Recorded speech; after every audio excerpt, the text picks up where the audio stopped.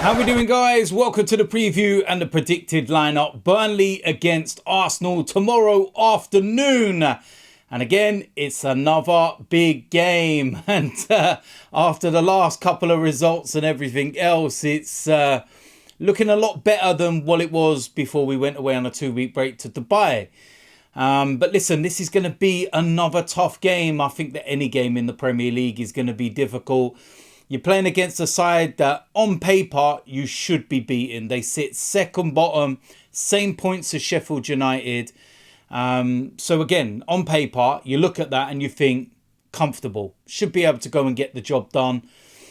Despite the fact that you've got to go to, what is sometimes a difficult away place to go, especially, during the Sean Dyche era.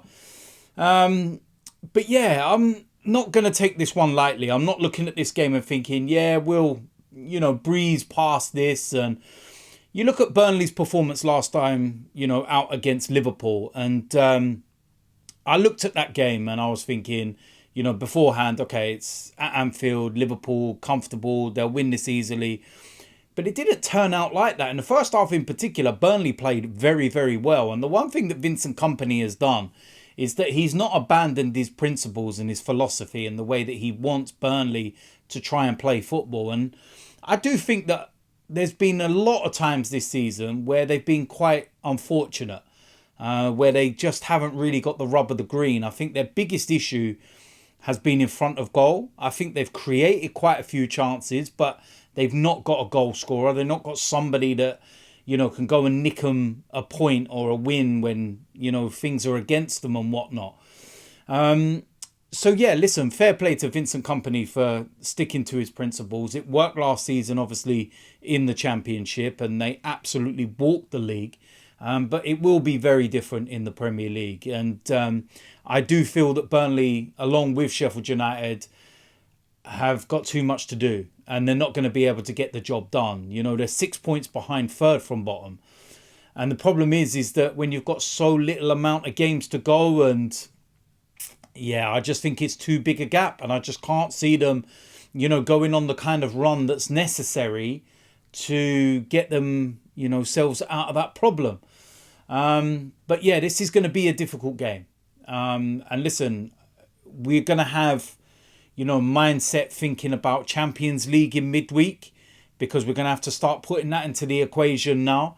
So what does Mikel Arteta do in terms of team lineup? Because travelling out to Porto, you're going to want to get a good result for the first leg. You're not going to want to undercook things in the Premier League and go into that on the back of a defeat.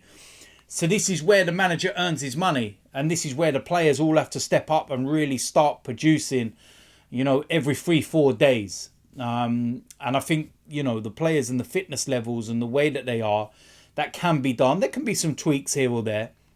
But I think predominantly it's going to be pretty much the same. Now, in terms of injuries, Mikel Arteta was speaking about the current situation with, the players we've got out and everything. And he said at the time of the press conference, nobody was ruled out. Everybody that was injured has got an opportunity to play. That's the likes of Jorginho and Zinchenko, Smith Rowe, etc. Players like that. And even Gabriel Jesus as well. So I do think that it's a case of not rushing too many back, if that makes sense. Thomas Partey is apparently in training. He's out on the field competing. And there's talk that maybe not for this game, but he'll be involved for the Champions League game, which will be a big one. Big bonus if we can get him involved for that. But yeah, I think that there might be a couple of little tweaks, but not too much. So with that said, this is the starting lineup that I feel Mikel Arteta will go with. Starting off in goal, David Raya. And I think we're starting to really see why he's the number one. And the fact that we're not debating over him and Ramsdale anymore shows how good he's actually been. Very simple. Right back, Ben White. Again, this is a position you could have looked at and thought, maybe with Tomiyasu, and I'm not going to change things. Ben White, since he's come back from Dubai, has been excellent. Looks like the player that he was last season again. So no questions, no issues. Right centre back will be William Saliba. Again, very straightforward, very simple, and he will play there. Left centre back, Gabriel. And I feel that a lot of people are finally starting to speak about him in the same way that they speak about Saliba. He is that good, and he's been so good of late. So very straightforward one for me. Left back, I'm going to bring Zinchenko back into the side. I think he will be fit, and I feel that if he is, then you will play him ahead of Kiwior, despite the fact that Kiwior had a really good game against West Ham. I felt he dealt with the likes of Kudus really well, which was a worry before the game. So, yeah, Zinchenko for me, he will start. Next up, just in front, I'm going to go with Jorginho. I will change this up slightly and you'll get a reason why. I was initially thinking it's really hard, done by that he's had to miss the game against West Ham after his performance against Liverpool. But it turns out that he was one of the players with a little knock and he ends up being on the bench. But for this, I bring him back in, calm in head, very good on the ball, very good at picking those passes to break, the lines. And I feel that would be important for a game like this. Because I can't see Burnley just going all out attack on us. They're going to sit deep and play low blocks. That's what I feel anyway. On the right-hand side, Bukayo Saka. He plays. He'll be, absolutely flying. Few goals now. Starting to look more like his old self. You look at that second goal he scored against West Ham. That's the reason why teams double up on Bukayo Saka. Because if you don't, he destroys you. It's that simple. Alongside him, Martin Odegaard, exceptional against West Ham. That's what I like to see. He is a master. And when he plays like he did in that, there's nobody that can stop him. It's that simple. Alongside him, Declan Rice. I know he came off against West Ham, slight knock, but Declan Rice is one of these players that just plays. He's always available, always makes himself available. And I don't think that knock's going to keep him out. And he's so influential to the way we play, including set pieces now. Remember that.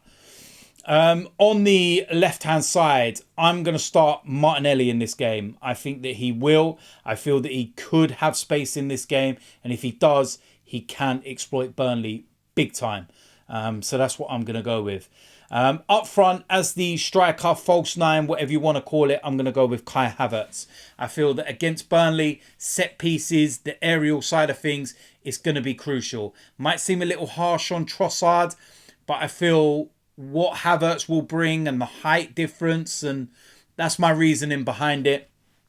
Yes, he needs to work on his finishing and putting the ball in the back of the net, but the rest of his play, I've been very, very happy with. And I think that he's, perfect for this. And the one thing I will say with Burnley, in terms of a weakness for them, you've got to look at their goalkeeper, James Trafford. And I've seen it a few times, this season and lately in particular, where he's very, very weak on crosses and he always runs into a crowd and then falls over very easily.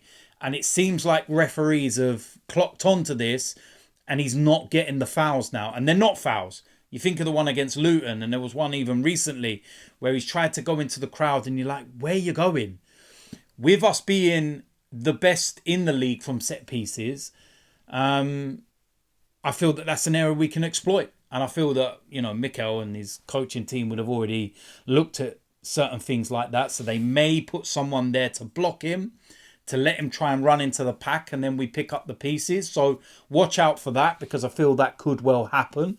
But yeah, that's my reasoning for playing Kai Havertz up front. So listen, there we go. That is it for the preview and the predicted lineup. I think that is a very, very strong lineup. Got Champions League in mind, but one game at a time. Let's get the job done. Let's get the 3 points. We play before Man City play Chelsea, and you never know what happens in that game. Liverpool get to play first again. Might not be an easy one, especially when you hear in the news that Alisson's going to be out injured and whatnot. So you never know. Maybe Ivan Toney can do us a favour, but we'll wait and see. So if you're new around here, hit the subscribe button, smash a like on this video, and I will see you lot soon. I'm out of here.